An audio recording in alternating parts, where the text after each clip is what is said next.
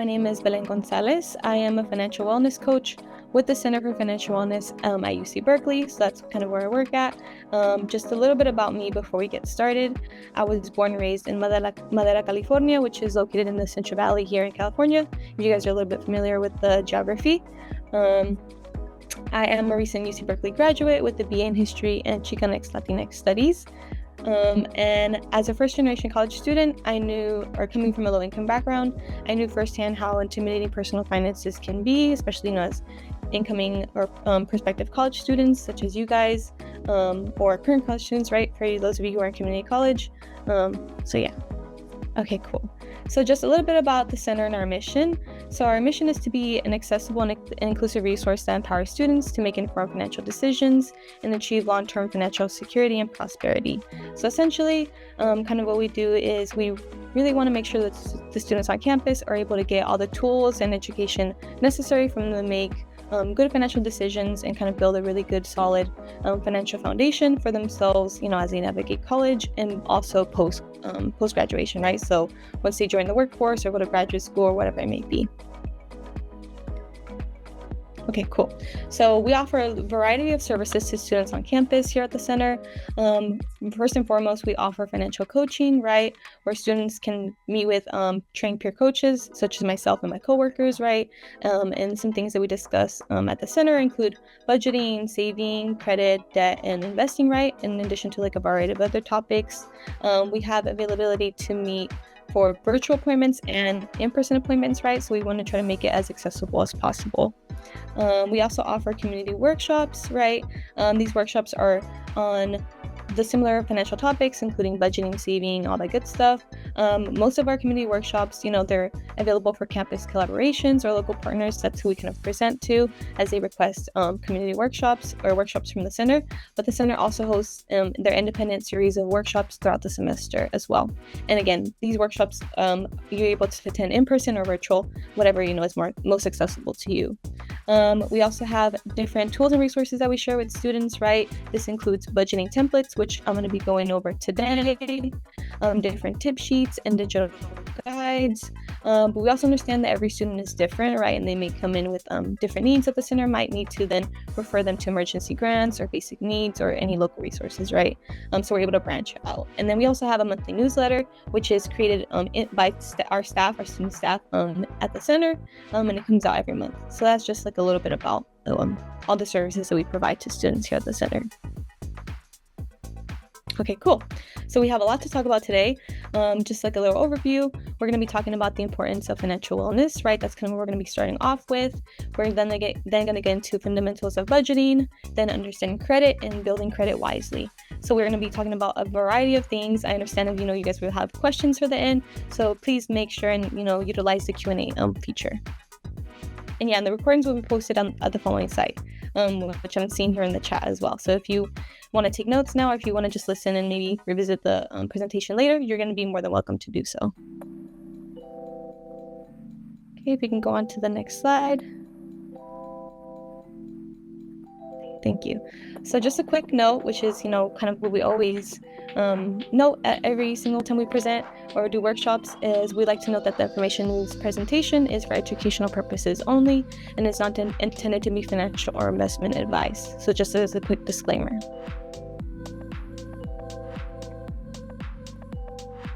Okay, cool. So what is financial wellness and why does it matter, right? So financial wellness is essential to student well-being, right? That's something that we really consider here at the center, as more than 2/3 of young adults between the ages of 18 and 34 say personal finances are a source of anxiety, right? So if you're someone who, identifies as, having personal finances being a source of anxiety, you're not alone, right? We believe at the center that small habits, including such as effective budgeting, tracking spending, things like that, can help you build lifelong financial resilience that you're going to be, utilizing not only as a college student, but later on as well in your life.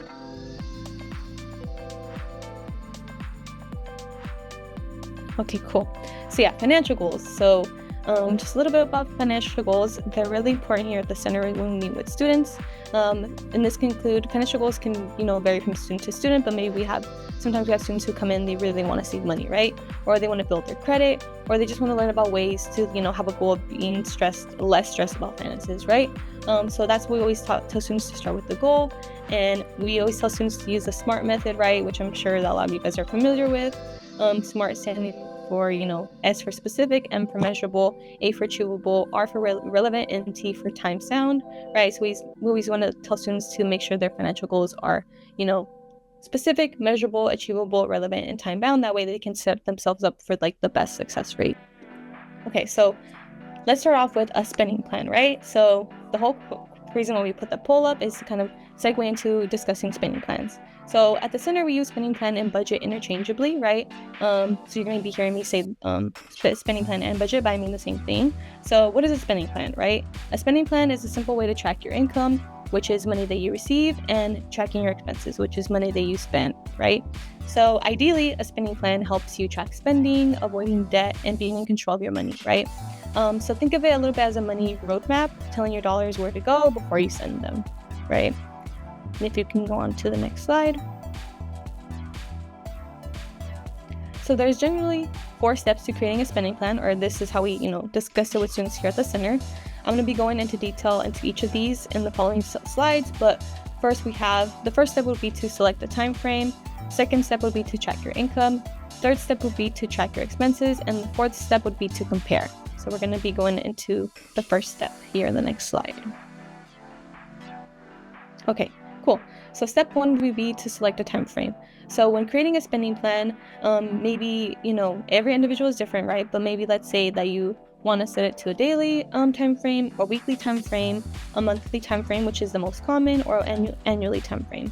So at the center, the budget template that we have is set on a monthly time frame, which means that when you're tracking your expenses and your income, we're doing it on a monthly basis, just because when you're talking about tracking expenses, a lot of expenses are billed monthly, so that's kind of why we have it set on that time frame. But at the end of the day, it's up to you to decide.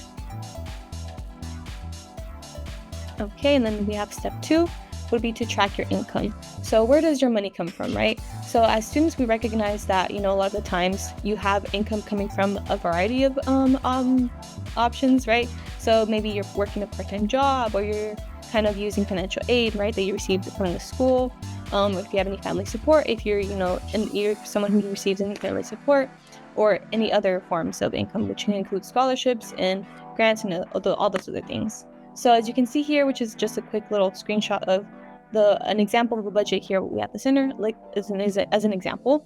We have here, you can see all the different types of income that we track here for students. So let's say that the student, they have a monthly income as they have a part-time job, but then the student also receive a financial aid refund at the beginning of the semester, right?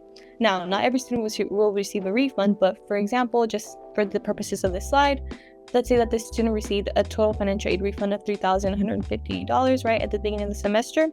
And what we do here at the center is that we divide that total financial aid refund by 4.5, which is just for 4.5 months, right, as each semester is generally 4.5 months long. And the whole reason why we do that is we kind of divide that financial refund to let the student know that if they want to use that refund throughout the semester kind of evenly every month, that's kind of how much they should, based on the financial aid refund that they receive, that's going to be how much money they should be spending every month if they want to kind of have it equally throughout the semester. And then the student also receives some family support, and so that we add all that up, and that's their total income.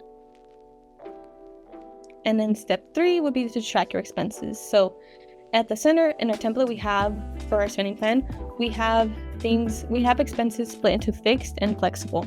So fixed expenses include things like rent, utilities, cable and internet, and cell phone bills, which we have them set as fixed expenses because they're generally a set amount each month, right? So for example, rent is going to be the same amount each month, right? Your cell phone bill will be generally around the same amount each month. So that's why those are considered fixed expenses, right?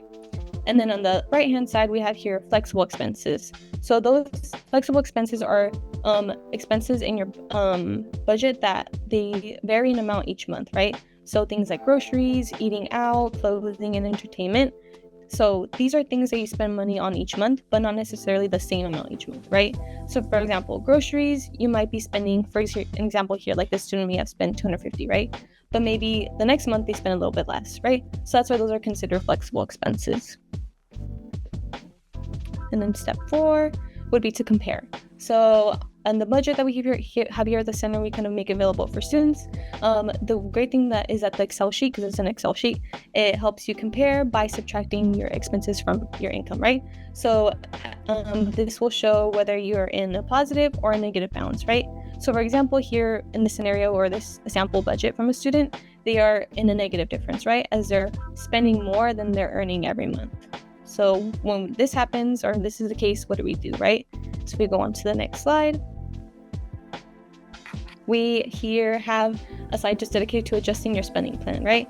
So this is adjusting your spending plan does not have to necessarily only be if you are in a negative balance, but it can also be if you're in a positive balance, right? So if you have extra money, right? If you're spending less than what you're earning and you have extra money every month, you can you can do a variety of these things, but you can save it specifically towards like building an emergency fund or working towards a goal, right? If you want to pay ahead, you can knock down some debt or cover some future bills. You can also invest in yourself, buy something useful or meaningful, right? As it's good to treat yourself in a while and enjoy it, right? But if you are in a negative balance, right? If you're spending more than you're earning every month and you are coming up short with money every month, you can just start off by rethinking your plan. You can see if there were any expenses, if any expenses were overestimated or unexpected, right? This is if you're in a negative balance. You can also ask for support, right? If family is not an option, as we know, not everyone has the ability to get family support. You can also sign up for scholarships or basic needs programs or financial coaching, right? Which is something that the center does, right? If you are wanting to see how you can, save money or balance that deficit, we can definitely help you with that at the center. We can also reduce spending. You can start off by seeing if any flexible expenses or non-essential items can be lessened, right? And then you can also increase your income. So this can include looking into campus jobs, freelance gigs, or selling items if you have the availability to do so, right? As we know as students, your studies are, come first, and sometimes dedicating hours into work is not the most accessible or not the most possible, right? So that's why we have other options here. Right, so tips to spend less or earn more, right? So in order to increase your income, these are just some things or options that we let students know that they have, right? So this can include looking for a part-time job, as I kind of said earlier. You can apply for scholarships, grants, or emergency aid. You can ask for a raise if you're in a position to do so, obviously, right? You can offer freelance services or tutoring the skill you have, right? This can also just be, in terms of increasing your income. But if you feel like you don't have the availability to, dedicate more hours to a job or, applying for scholarships or things like that, right? If you're really busy, then you can do a more personalized approach, right? You can reduce your spending. So this can be reviewing subscriptions and cancel what you don't use. As sometimes I know I'm personally, sometimes things fly under the radar and I'm not using things and I'm spending money on them. So that can be something that you can look at. You can also meal prep or take advantage of free pantry, right? You can shop secondhand, look for student discounts, and you can enjoy free entertainment activities right around your area. So that's just some tips on how to spend less or earn more. Okay, cool. So this is that was going to be as a segue to what is credit, right? As we're now going to be pivoting to credit and discussing credit. So yeah, what is credit? I know you guys may have heard a lot about credit, right? And sometimes it can get a little confusing or overwhelming when talking about credit, but the way that we kind of generally talk about it here at the center is that credit is the ability to borrow money with the promise to pay it back later, right? So examples of credit include credit cards, car loans, student loans, and mortgages, right? So all of these can be considered credit, right? As you're going to be typically credit cards, car loans, student loans, mortgages, you'll be borrowing money, right? And you'll be promising to pay it back later. So essentially, credit is just showing that you are a good borrower, right? Or a safe borrower. So I'll go ahead and go on to the next slide, please. Okay, so why does credit matter? So credit is important because it impacts your ability to rent an apartment, right? Also buying a car, right? So in terms of renting an apartment, sometimes you do credit checks, right? Buying a car, if you're trying to qualify for lower interest rates on car loans, that can be, credit. That's where credit matters. Credit can also matter when applying for jobs. Yes, because some jobs do check your credit, especially if you're thinking of going to like government work, things like that. They do generally check your credit score, right? And also credit matters when you're trying to access financial products, right? So things like credit cards or loans, as typically individuals with lower interest rates lower credit scores receive higher interest rates, and individuals with higher credit scores receive lower interest rates, right? So that's why why credit is so important. And if we can go on to the next slide, please. Okay, cool. So we're going to go into a little scenario example of how credit impacts us, right? So just a real life example, a real world example. So we have here on the left, we have Daniel, and on the right, we have Edwin. So let's say that both Daniel and Edwin bought a car for the same amount, right? $20,000. But Daniel, who has a credit score of 800, was able to secure an interest rate of 5%, right? Which is a pretty low interest rate. And he ended up paying $400 each month over a period of almost 5 years. So in terms of interest, right, he paid a little bit over $2,000, right, for this car, based on the interest rate that he was able to secure, which was based on his credit score, right? But on the right-hand side, we have Edwin, who, same amount, say the car was the same amount, but his credit score was at 620, which is, lower than 800. And so his interest rate, he had to have a higher interest rate, right? Because due to his lower credit score. So he ended up paying the same amount each month, right? But it took him over 6 years to pay it off. So at the end, he ended up paying over $11,000 in interest, right? So like that, the purpose of this slide is to showcase that due to, again, when we're looking at credit scores, Daniel with an 800 credit score was able to get a lower credit rate, an interest rate, whereas Edwin, who had a lower credit score, received a higher interest rate, which ended up being that he had to pay more in interest over time, right? So that's just an example for why credit score really matters. So we're going to go on to the next slide. Okay, cool. So this is just, again, to reiterate what we kind of just talked about right now, but individuals with lower interest rates can typically, with higher credit scores, receive lower interest rates, as we saw it in the case of Daniel, right? Higher credit scores can also mean more approvals for things. So things like, for that apartment or for that mortgage or car loan, right? Generally receive more approvals and overall better rental and job terms, right? Whereas lower credit typically, can mean higher interest rates, right? Having to pay more in interest over time, as we saw in the case of Edwin. You can also, lower credit scores can sometimes mean denials for things like mortgage rates or like loans or credit cards, right? Sometimes credit cards, they'll deny if you have a lower credit score, right? And so this kind of all means like having limited access to financial products, right? So it's just like an overview. Okay, so this is just some questions that we tell students to ask themselves before taking on credit, meaning if you're considering taking on opening a credit card or taking out a loan of some sort, right? Especially like if it's a credit card, a car loan, or in mortgages, right? So you want to ask yourself, is it a need or a want? Will it help you grow your future income, skills, or equity? Will it help you will you be able to afford monthly payments? And what's the interest rate and total cost over time, right? So a good example would be to think about that car example and thinking about like how much would be based on your credit score, right? Things that just you want to make sure to consider before taking on things like as a car loan, right? And in terms, especially in terms of credit cards, right? If you want to open a credit card, making sure that you can afford the monthly payments, right? Just in case so you won't be in credit card debt later on. So that's just some questions to consider before taking on any form of credit. All right, so who tracks your credit, right? So there's 3 major credit reporting agencies or bureaus. I don't know if some of you guys have heard of these before, but we have Equifax, Experian, and TransUnion. So what they do is they collect data on how you borrow or pay and manage your money, right? And then they report all of this information to banks and other lenders, right? Including, things like banks and other lenders who make up the terms of how people are able to borrow money, right? So you don't choose these credit bureaus, right? But they generate your credit score and credit report, right? Based on the data that they collect. All right, so next slide, please. Okay, so now we're going to be pivoting into a credit report. So a credit report is a detailed record of your credit history, which includes your personal information, so things like your name, your address, employment history sometimes, right? It can also include your credit accounts, right? So if you have different forms of credit, right?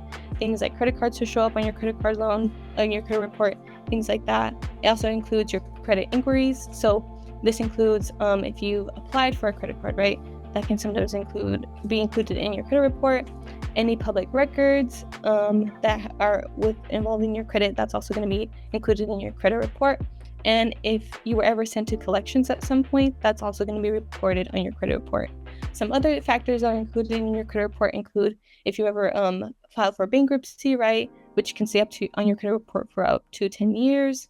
So all of that information in regards to your credit are included in your credit report. Something that I would like to note is that although your credit report includes all of this information, unfortunately, it doesn't include your credit score, right? So if you would like to know your credit score, you would have to check with your bank, whoever you bank with. But if we go on to the next slide, okay, cool. So here we're gonna revisit or look at a credit report, an example of a credit report. It's a sample one. And if this is your first time looking at a credit report, no worries, because we're gonna kind of see what we can, how we can read one. But what I'm gonna ask you guys to see is, based on this credit report section sample, if you can identify any red flags or any things that might be either negative or positive. So any red flags or any green flags that you can identify on this report.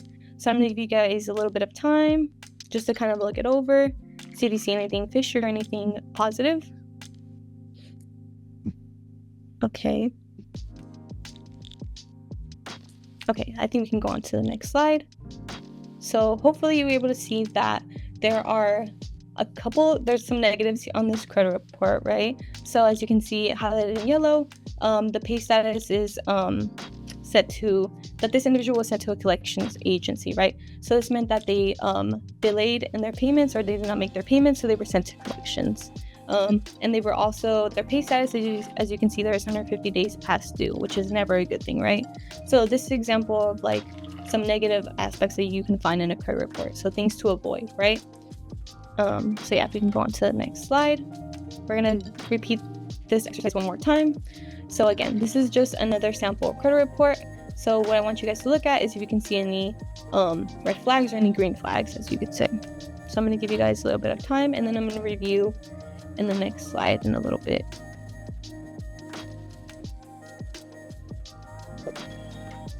Okay, I think that's enough time. We can go on to the next slide. Okay, so as you can see here, highlighted in yellow, there were some green flags on this credit report, meaning that they did have a balance at one point, right? As you can see there in the middle, but it was pay as agreed, which means that the individual pay it. It's paid off and it's not past due, right? There's nothing that they owe now, so this is good. This is an example of something, a good thing on your credit report. So things to look out for. Okay, so why should I check my credit report? Right, so why is it so important to check your credit report? So the main factor is that 1 in 5 reports have errors, right? Unfortunately, some errors are serious enough for a person to be denied credit, a loan, or even a job. So what this means is that sometimes on your credit report, hopefully this never happens to you, but if there's any inaccurate information, including like if there's like an error in your name or your address or anything like that you have to report, that's something that you should make a note of. If there's any cases of fraud, sometimes there's cases like of fraud, so that's why it's so important to check your credit report, because things like that can end up denying you credit or leading to a lower credit score, right? Or it challenges or impacts your ability to be able to qualify for loans or even a job, right?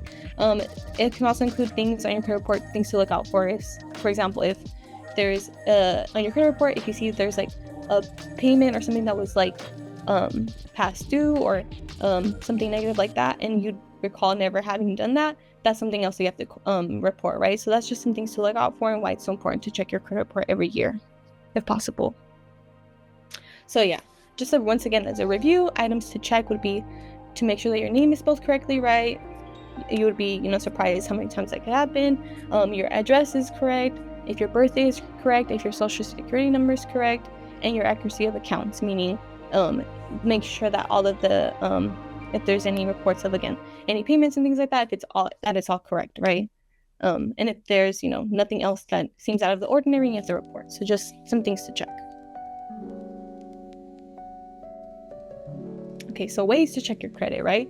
So if you guys recall, the 3 credit bureaus I talked about before, TransUnion, Experian, and Equifax, under federal law, they give you the right to get a free copy of your credit report every 12 months, right? You can visit annualcreditreport.com to get those free credit reports, right? So ideally, you'll be able to check your credit report for free 3 times a year, right? With these bureaus. So I would say take advantage, right? Especially if you already have any credit cards open, things like that, or any credit lines open. It's a good idea to check your credit report. All right, so what is a credit score? Kind of going to get into it a little bit more. I'm sure you guys, kind of have questions concerning credit scores, but essentially a credit score is a 3-digit number between 300 and 850 that summarizes your credit history, right? So as we kind of talked about a little bit before with, for example, with the example of Daniel and Edwin, higher credit scores lead more trust from lenders. So things, individual or companies like banks, right? Things like that. And they help you, higher credit scores typically help you qualify for better interest rates and terms, right? As we saw, if you have a higher credit score, typically you'll be able to qualify for lower interest rates, which is better, right? And better terms. So next slide, please. Okay, cool. So there's many factors that determine your credit score. For in this case, your FICO score, which is, one of your credit scores, but the credit score that is most checked by lenders, also, your FICO score. There's 5 major determinants that kind of make up your credit score, right? So the first determinant is your payment history, which determines 35% of your overall credit score, right? So this is why paying on time is key, as payment history is very important in terms of your credit score. So making sure that you're making all your payments on time and in full. For example, if you have any credit cards, making sure you're making those payments every month on time. That way you won't, have a negative impact on your credit score. A second factor is amount owed, which accounts for 30% of your overall credit score, right? So things like, for example, keeping your for example, if we're talking about credit cards, if you have when you have a credit limit, which is the maximum you can spend on your card, making sure you're not maxing out your card every month, right? Make sure you're only spending under 30% of that credit limit and not maxing your card every month, just to make sure that you are, making sure that you're able to pay it back, and not risking not being able to pay it back when the grace period ends and having to kind of pay interest, right? So that's something to consider. Another factor that determines your credit score is your length of credit history. So how long have you had your credit lines open, right? Which is 15%, makes up 15% of your credit score.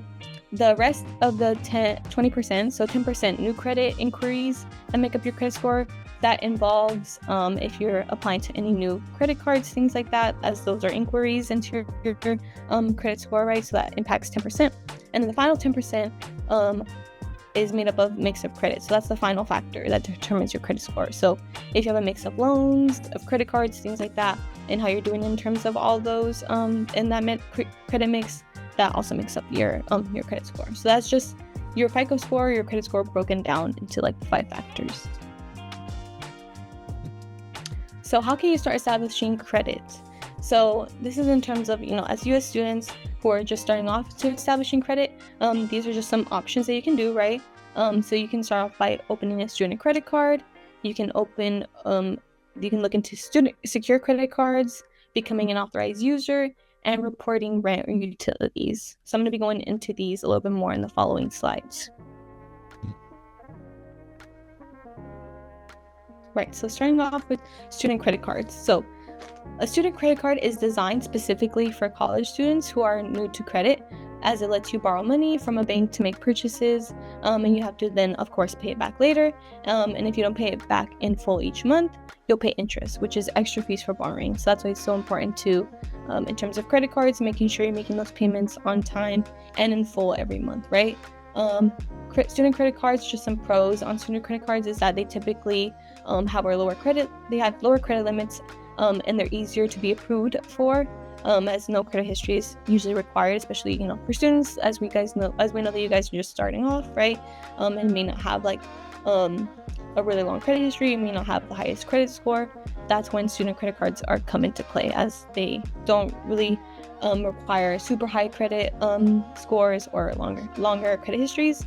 And so then it can help you potentially, if you're using it correctly, right? Helps you build up credit when used responsibly. And then we have a secured credit card. So this is different from a student credit card, right? As a secured credit card is a type of credit card that requires you to pay a refundable deposit, usually around $200 or more, when you open the account. So the deposit acts essentially as your credit limit. And again, credit limit is like the max amount you can spend on a credit card, and it helps you protect the lender. It helps protect you as a lender in case you don't pay your bill, as the $200 is like essentially the collateral, right? So when you are opening a secure credit card, you pay up the money up front, right? To then be able to earn it or be able to spend it and pay it back. And that way you can kind of start building credit that way. So these are different from student credit cards. You can also become an authorized user on a credit card. So essentially what an authorized user is someone who is added to another person's credit card account, right?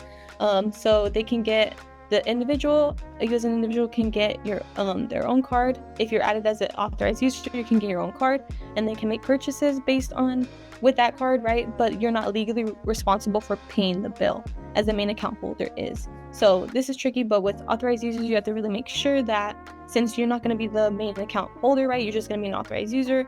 You have to make sure that the main account holder is responsible and makes their payments on time as well and in full, because if they, for whatever reason, if they are delaying the payment or they miss a payment, then your credit score would be impacted, right? So that's something to consider when you're thinking about becoming an authorized user. Okay, so another way that you can start building credit is reporting rent or utilities to build credit, right? So, for example, if you're someone who already pays rent or utilities, and you're doing it effectively, you're paying on time and in full, and you kind of want to see how you can build credit by reporting the ways that you're already paying your rent and your utilities on time, you can choose a service that reports payments to credit bureaus. So, for example, Experian Boost. And you can sign up for the service and create an account. And this way, by making sure to pay your rent and utilities on time every month and reporting it to this service, you can start building credit. So something to know with these services or with this option is that some services are free, while others may charge a small fee. So that's something to consider. And this is also a great option if you don't want to necessarily take out loans. For example, like with typical credit cards, right? So for example, like student credit cards, as you are borrowing the money, but then you have to pay it off. This option here, as reporting rent or utilities to this service, would just be, it wouldn't be taken out alone, right? As you're just going to be reporting something that you already do, right? Which is paying your rent and your utilities. We just have to make sure that you're doing it on time and in full every month. All right, so just some quick tips to managing credit wisely. So some do's and don'ts, right? So some overall do's would be to pay your bills on time and in full, keeping your credit card balances low, right? So not trying to, not avoid maxing out your credit cards every month, checking your credit report regularly, as we talked about why that's so important, and setting up auto payments if you're in a position to do so. That way you kind of make sure you're not missing any payments, right? As it's going to be billed automatically every month. Some don'ts would be to obviously avoid missing payments, right? That's not something, you don't want to miss any payments. Avoid maxing out your credit cards. Avoid applying for too many credit cards or loans at once. As this is something that I tell students all the time, but especially if you're looking for your first credit card, try to avoid applying for a lot at once, because that can kind of seem a little bit off for what because every time you apply for a credit card, it's considered an inquiry, right? A hard inquiry, and that can affect your credit score, right? So that's something. Sometimes when you're applying for new credit cards, really do your research and see if there's perhaps one you really want to applying to that one and seeing kind of the results on that before moving on and applying to another one. So that's just something to consider.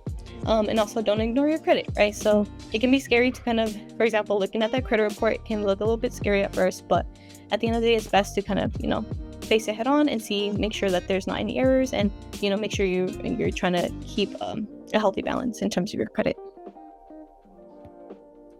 Okay, so protecting yourself from predatory credit. So this is just kind of an overview or just a slide talking about how there's extremely high interest rates, sometimes 100% or more. So that's something to avoid in terms of predatory credit, right? Avoiding those kind of really high interest rates. Really making sure you're doing your due diligence and looking for any hidden fees and confusing terms when you're taking on any credit. So for example, with credit cards or things like that, making sure you're reading all the information, right? Make sure you understand all the fees and the terms, right, before you take on that credit, right? Or any loans, things like that. Avoid any pressures to sign up quickly, right? I know, for example, like credit cards, you might want to just start off and just apply to a lot of them, right? Or signing on to like the highest, credit limit, but kind of just avoid, do your research, take your time, and see what's the best fit for you. And of course, avoid any payday loans or cash advances with short repayment times and huge fees. So any like 60-day like loans, things like that, try your best to avoid them, because a lot of the times they can be very predatory. And then so things like payday loans, they might have things like they might want you to repay the loan back in like within 60 days, which is kind of tricky, and it can come with huge fees. So avoid those kind of things if you can. Knowing your rights. So creditors must provide a valid reason for denying you credit within 60 days, right? You may ask why you received less favorable terms than you applied for if you deny the new terms. So finding out why the terms of an existing account become less favorable are all of these things are well within your rights, right? So remember to shop around and compare offers from different lenders.